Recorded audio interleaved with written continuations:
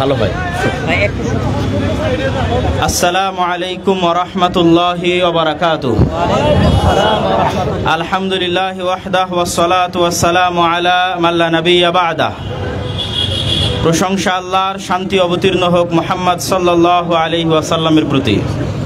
সম্মানিত উপস্থিতি, সম্মানিত দর্শক মণ্ডলী এবং রাষ্ট্রের বিভিন্ন পর্যায়ের দায়িত্বশীল বৃন্দ, সকলকে উদ্দেশ্য করে আমরা আজকে আমাদের ইউনাইটেড উম্মার পক্ষ থেকে আয়োজিত উক্ত মানববন্ধন থেকে একটি বিষয় স্পষ্ট করে বলতে চাই যে যারা আমাদের নবী মুহাম্মদ সাল্লাল্লাহু আলাইহি ওয়াসাল্লামের নামে কটূক্তি করে এই অজুহাতে যে তাদের বাক স্বাধীনতার দরকার আছে, যেমন রাখাল সাহা সে তার ফেসবুক পোস্টে লিখেছে যে আল্লাহর নবীকে গালি দেওয়া আর আল্লাহ সুবহানাহু ওয়া তাআলাকে গালি দেওয়া এটি হচ্ছে তাদের বাক স্বাধীনতা। বলেন নাউজুবিল্লাহ।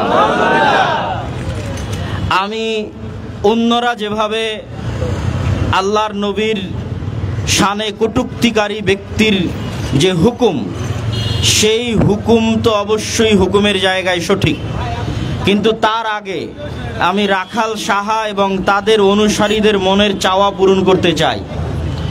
ফরহাদ মাজহার এবং তাদের অনুসারীদের মনের চাওয়া পূরণ করতে চাই। কি সেটা?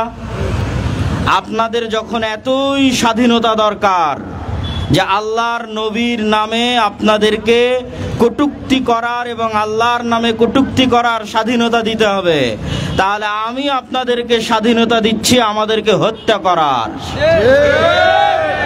বাংলাদেশের 16 কোটি মুসলমান আল্লাহর নবীর সম্মানের জন্য নিহত হতে প্রস্তুত না প্রস্তুত নয়?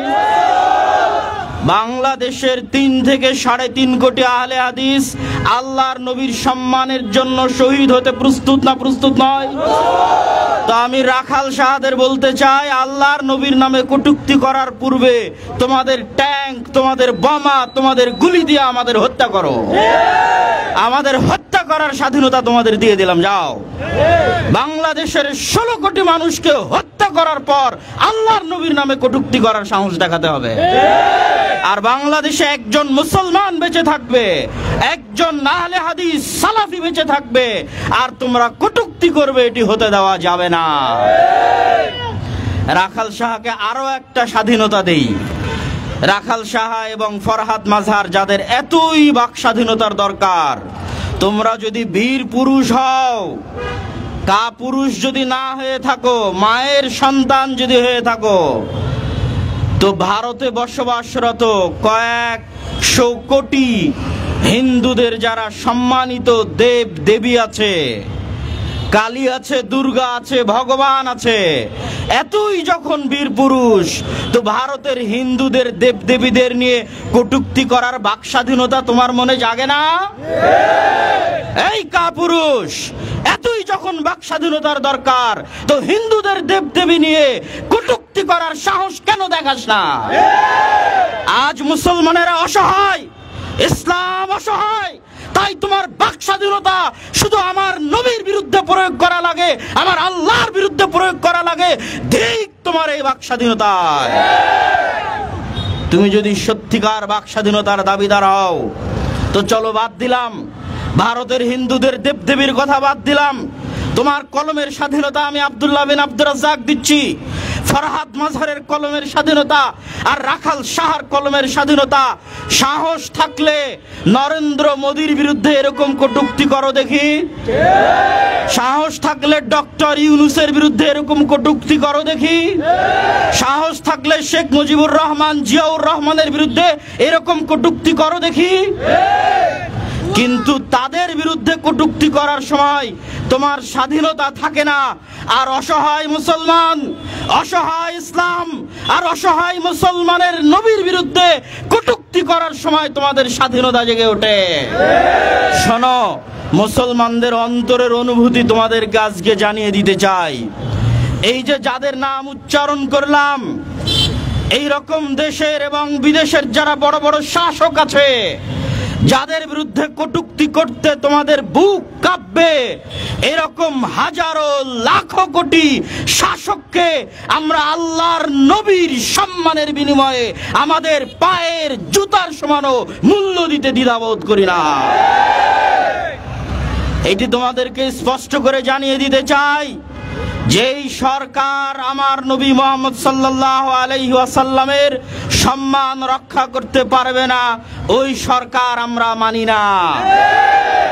যেই উপদেষ্টা বাক স্বাধীনতার নামে আমার নবীর বিরুদ্ধে কলম ধরবে, ওই উপদেষ্টার উপদেষ্টাগিরি আমরা মানি না।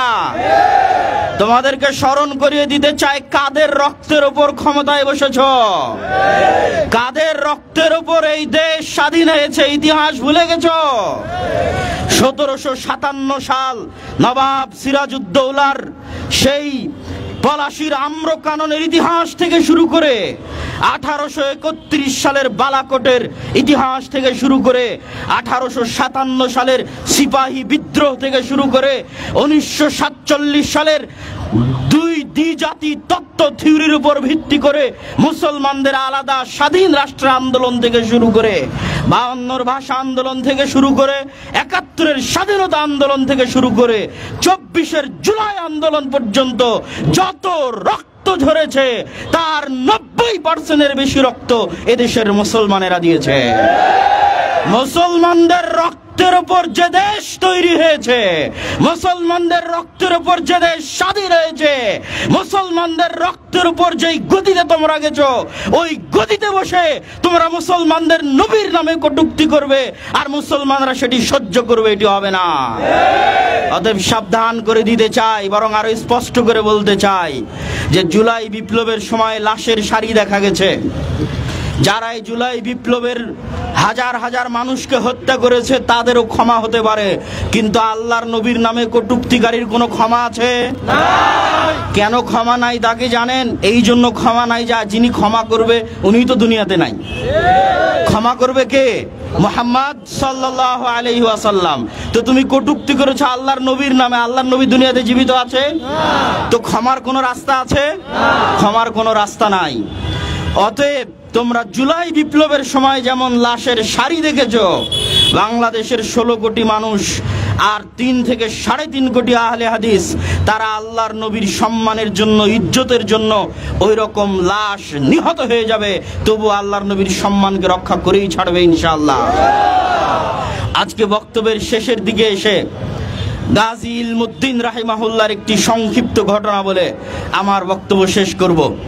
গাজী ইলমুদ্দিন ভারত উপমহাদেশের একজন বৃহৎ সম্মানিত ব্যক্তি, যিনি রাজপাল যে রঙ্গিলা রাসূলের লেখক ছিল, সেই রঙ্গিলা রাসূলের লেখককে হত্যা করেছিল। তাকে হত্যা করার পর ব্রিটিশ সরকার গ্রেফতার করে তার ফাঁসির আদেশ বাস্তবায়ন করেছিল। যখন ইলমুদ্দিনের ফাঁসির আদেশ দেওয়া হয়, তখন ইলমুদ্দিনের পক্ষে মামলা লড়ার জন্য কায়েদে আজম মোহাম্মদ আলী জিন্না তিনি উকিল হিসেবে সেই মামলার দায়িত্ব গ্রহণ করেন। আর ফাঁসি বাস্তবায়ন হওয়ার পর তার লাশের জানাজা করতে দেওয়া হয়নি, মাটিতে দাফন করে দেওয়া হয়েছিল। তখন আল্লামা ইকবাল তার ব্যক্তিগত জামানতের ভিত্তিতে সেই লাশ কবর থেকে উঠিয়ে লাহোরে নিয়ে গিয়ে জানাজার সালাত আদায় করে আহ্বান জানাচ্ছি বর্তমান সরকারের প্রতি, এবং মুসলমানদের রক্তের উপর বসে আপনারা ক্ষমতায় আছেন, আপনাদেরকে এই সংবিধানে অবশ্যই যেমন ইসলামকে মূলনীতি করতে হবে, ঠিক তেমনি রাসূল সাল্লাল্লাহু আলাইহি ওয়াসাল্লামের নামে কটূক্তি করা হলে সেই কটূক্তির একমাত্র শাস্তি মৃত্যুদণ্ড নির্ধারণ করতে হবে। ব্লাসফেমি আইন বাংলাদেশে বাস্তবায়ন করতে হবে। সম্মানিত উপস্থিতি, বক্তব্যের শেষে দুটি কবিতা শোনাएंगे।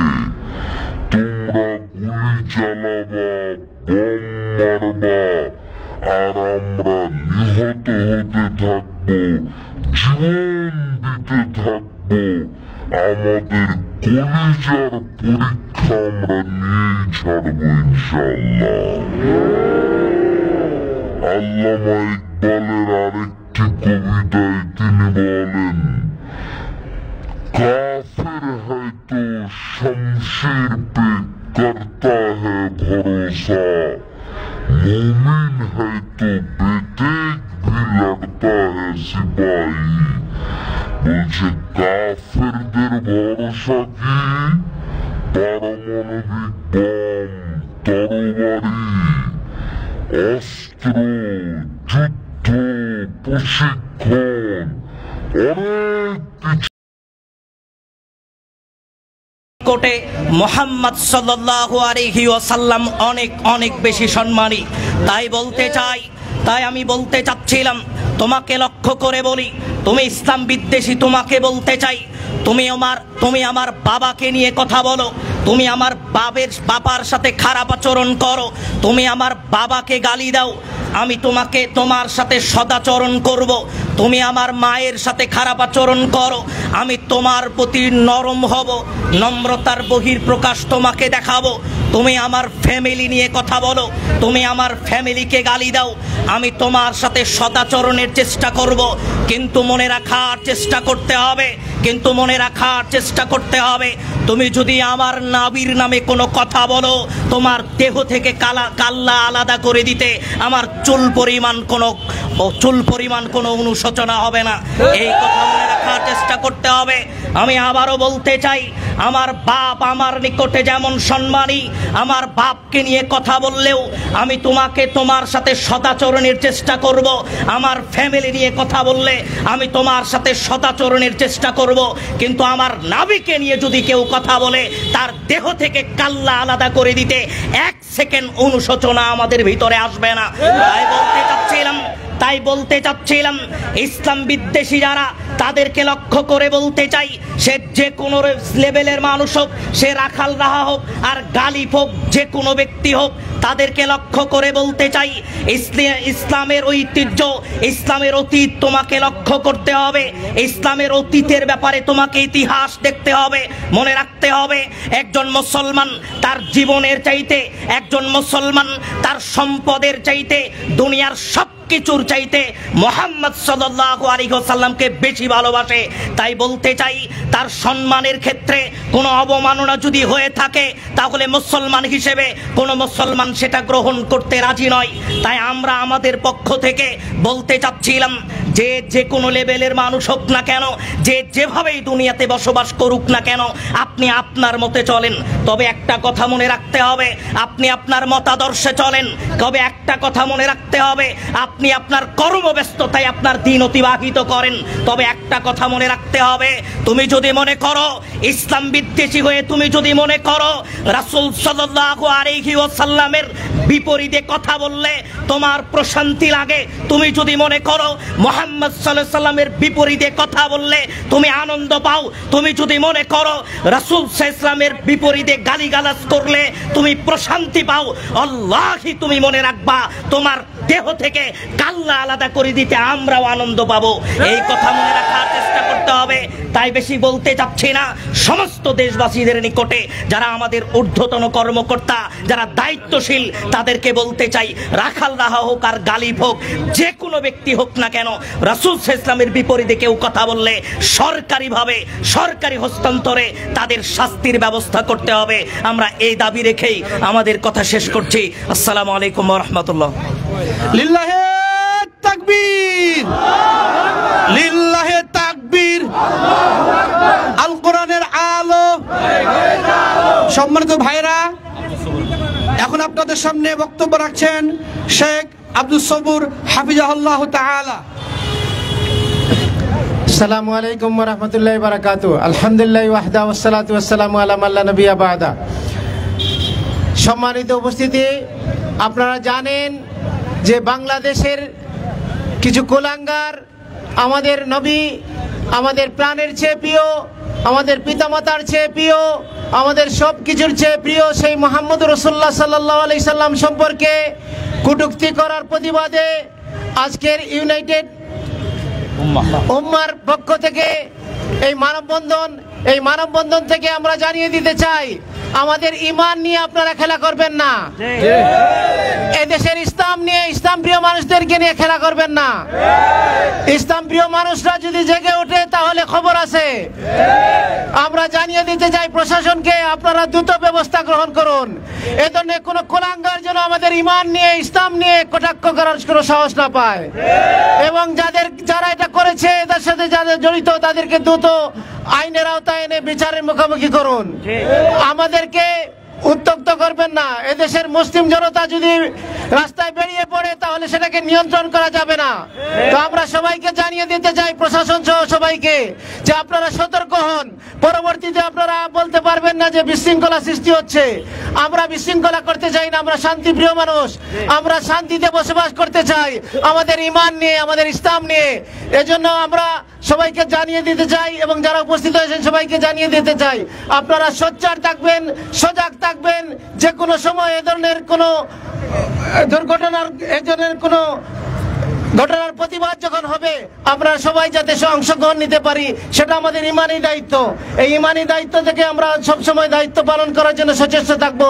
সবাইকে এখানে যারা অংশগ্রহণ করেছেন, আয়োজন করেছেন, সবাইকে ধন্যবাদ জানিয়ে আমার সংক্ষিপ্ত আলোচনা এখানে শেষ করছি। আসসালামু আলাইকুম ওয়া রাহমাতুল্লাহ।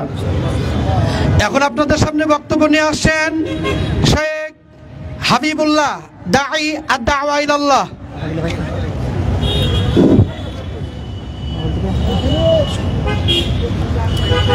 আসসালামু আলাইকুম ওয়া রাহমাতুল্লাহ। হামিদা ওয়া নুসাল্লি আম্মা বা'দ। সম্মানিত উপস্থিতি, আপনারা অবগত আছেন বর্তমান সম্প্রতি বাংলাদেশের দু একজন কুলাঙ্গার, যারা আমার নবী, প্রাণের নবী, যিনি আমাদের নিজেদের জীবনের চাইতে, আমাদের জানের চাইতে আমাদের কাছে সবচাইতে বেশি সম্মানী এবং সবচাইতে দামি, যেই নবী সাল্লাল্লাহু আলাইহি ওয়াসাল্লামকে নিজের জানের চাইতে, যেই নবী মুহাম্মদুর রাসূলুল্লাহকে নিজের বাবার চাইতে, যেই নবী মুহাম্মদুর রাসূলুল্লাহকে নিজের মায়ের চাইতে, এমনকি সারা পৃথিবীর মানুষের চাইতে, এমনকি নিজের জানের চাইতেও বেশি ভালো না বাসলে আমরা পরিপূর্ণ ঈমানদার হতে পারি না। সেই প্রাণের নবীকে বাংলাদেশের তথাকথিত কিছু নাস্তিক কুলাঙ্গার, ইসলাম বিদ্বেষী, আল্লাহ রাসূল বিদ্বেষী, দ্বীন বিদ্বেষী, তারা আল্লাহর নবীকে নিয়ে বাজে মন্তব্য করে, আল্লাহর নবীর শানে চ শব্দ উচ্চারণ করে নিকৃষ্টভাবে গালিগালাজ করেছে। এই সমস্ত কুলাঙ্গারদের বাংলার জমিনে একটা সেকেন্ডের জন্য বাঁচার কোনো সুযোগ ইসলাম দেয়নি।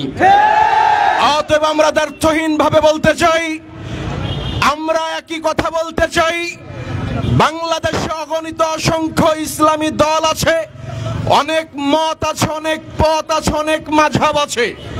প্রত্যেকটি দল, প্রত্যেকটি মাযহাবের কিছু না কিছু মতভেদ, ইখতিলাফ রয়েছে। কিন্তু আমাদের নবীকে যদি কোনো নাস্তিক কুলাঙ্গার, কোনো বেঈমান গালি দেয়, তার দেহ থেকে কল্লাকে বিচ্ছিন্ন করতে হবে। এই বিষয়ে ইসলামী কোনো দল, কোনো মাযহাবের কোনো ইখতিলাফ নাই। অতএব আমরা দলমত নির্বিশেষে উদাত্ত আহ্বান জানাই, দ্ব্যর্থহীন ভাবে বলতে চাই, যারাই বাংলার জমিনে আমার নবীকে নিয়ে ব্যঙ্গ বিদ্রুপ করবে, ইসলামকে নিয়ে কটূক্তি করবে, আল্লাহকে নিয়ে কটূক্তি করবে, বাংলার জমিনে তাদের এক সেকেন্ড আল্লাহর জমিনে তাদের অবস্থান করতে দেওয়া হবে না। এবং আমরা আরো বলতে চাই, অতি সত্বর এই আপনার সোহেল হাসান গালিব এবং রাখাল রাহাকে যদি দলমত নির্বিশেষে এবং যদি তাদের রাষ্ট্রীয়ভাবে হত্যার আইন বাস্তবায়ন করা না হয় এবং তাদেরকে এমন ভাবে শাস্তি দিতে হবে যাতে শুধু বাংলাদেশ নয়, সারা পৃথিবীতে কোনো ব্যক্তি যদি আল্লাহর নবীকে নিয়ে ব্যঙ্গ করতে চাই, তাহলে যেন তার এই হত্যার এই শাস্তির দৃষ্টান্ত চোখের সামনে উঠে সে 50 বার চিন্তা ভাবনা করে। অতএব এই অতি শীঘ্রই আমরা দ্ব্যর্থহীনভাবে বলতে চাই, জনতার মঞ্চে উঠায়ে প্রকাশ্যে এদেরকে ফাঁসি দিয়ে হত্যা করতে হবে। আসসালামু আলাইকুম ওয়া রাহমাতুল্লাহ। লিল্লাহে তাকবীর, লিল্লাহে তাকবীর, আল্লাহু আকবার। বিশ্ব নবীর অপমান সইবে না রে মুসলমান, বিশ্ব নবীর অপমান, লিল্লাহে তাকবীর, আল্লাহু আকবার। সম্মানিত উপস্থিতি, এখন আপনাদের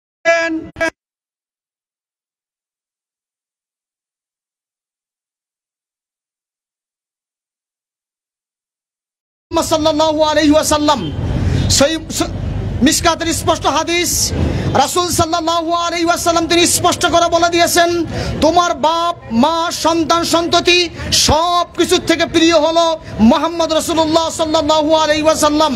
আমরা স্পষ্ট করে বলে দিতে চাই, আমাদের নেতা, বিশ্বজাহানের নেতা রাসূল সাল্লাল্লাহু আলাইহি ওয়াসাল্লাম, ইতিপূর্বে আমরা দেখেছি বিভিন্ন নেতা বিভিন্ন জায়গার বিভিন্ন ব্যক্তিদেরকে নিয়ে কথা বললে তাদের হৃদয়ে রক্তপাত হয়েছে, তাদের হৃদয়ে কষ্ট হয়েছে। আমার নেতাকে নিয়ে গালি দিয়েছে, বারবার কোনো প্রকারে প্রতিবাদ করা হয়নি, বরং যারা গালি দিয়েছে তাদের বাড়িতে মুবারকবাদ জানানো হয়েছে।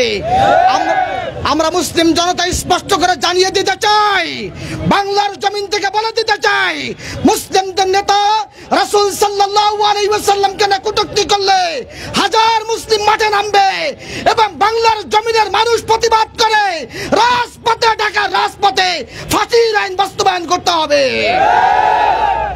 ফ্রান্সে দেখেছে রাসূলকে নিয়ে কটূক্তি করা হয়েছে, বাংলার জমিনে কটূক্তি করা হচ্ছে, গোটা বিশ্ব কটূক্তি করা হচ্ছে। বাংলার মুসলিমের হৃদয়ের স্পন্দন রাসূলকে নিয়ে কটূক্তি করাই ইসলাম বলে দিয়েছে, তাকে প্রকাশ্যে হত্যা করতে হবে। অতএব মুসলিমদেরকে কোনোভাবে খেপিয়ে দেওয়ার সুযোগ নেই।